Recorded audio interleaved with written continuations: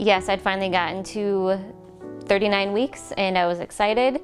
The day before she was born was a Saturday, and I remember sitting down in the chair and just finally letting the relief come over me, like I made it. I was just a father of one, soon to be two, going to the park. I finally got to the point on that Saturday that I let myself enjoy pregnancy for a day. They always say, you know, okay, we're gonna monitor you. Once you get to 20 weeks, you should be okay. I knew, like my gut knew something wasn't right, but we were 12 hours away from meeting her scheduled C-section, so I talked myself out of it. I wasn't gonna say anything.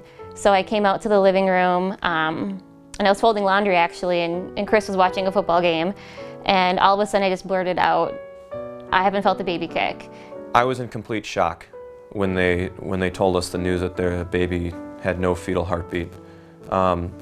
We were a little concerned driving to the hospital that maybe something was wrong, but I couldn't let myself believe that the baby had died because I had never heard of anything like this before. And when the doctor said my name, she said, "Amanda, open up your eyes." And I did, and the doctor just said, "You have a beautiful baby girl." The cord was wrapped around her neck twice very tightly. We tried to resuscitate her for about 20 minutes and we couldn't bring her back.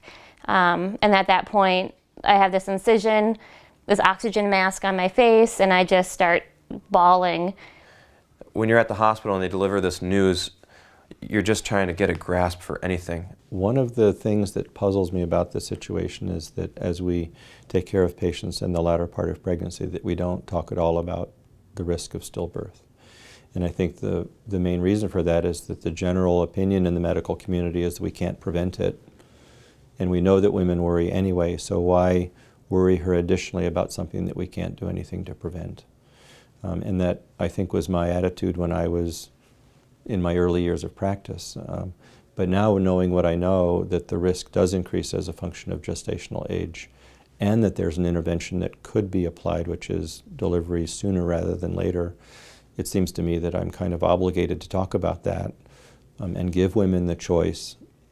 However, I, of course, know that we can't act on that choice if they make it, so it's frustrating. But I think that women should know that the risk of stillbirth increases as a function of increasing gestational age, and that they should be able to request an induction if that's what they'd like, understanding that if they have their baby at 38 weeks, that there might be a slightly higher risk of respiratory trouble or other issues. Good job. So I actually heard of Star Legacy from my mother-in-law. She originally reached out to them just to see what they were all about. And she told me she met with Shauna and had a very pleasant conversation, and told me that they were very advocacy-based. And at that point, it was so new. This was like a week after Reese was born. I wasn't ready to talk about advocacy yet. We were so in the fog of the grief that we couldn't think about anything other than caring for ourselves and caring for each other. Oftentimes the family themselves will contact us. They'll call us, email us, send us a Facebook message, anything like that. Sometimes it's a family member who will contact us. We also work with many of the hospitals, and their staff will actually contact us at times and say, we have a family that we think would value your support. The founder was someone that had experienced a similar story. She's passionate, and they're really there to connect with the parents and be any kind of resource that parent needs at that time. At that point, we reach out to them to identify what their particular needs are. Some of them just need to know what the resources are for very practical matters, such as how to tell an older sibling, such as working with the local funeral home or their religious leaders. And some of it may be needing financial support to help with funeral planning or autopsy costs, those types of expenses that come along with a death. So we used to be pretty planful people. We always said, okay, we're going to have 2 kids, we're going to have them about 2.5 years apart, we're going to shuffle them through childhood, send them off to college, and then we're going to have the rest of our lives to ourselves. Well, that didn't work out, and it doesn't always work out the way you want it. And I used to say like 2 babies max, like that's our family, 2 babies max, and now I'm like, could have triplets, I'd be totally fine with it.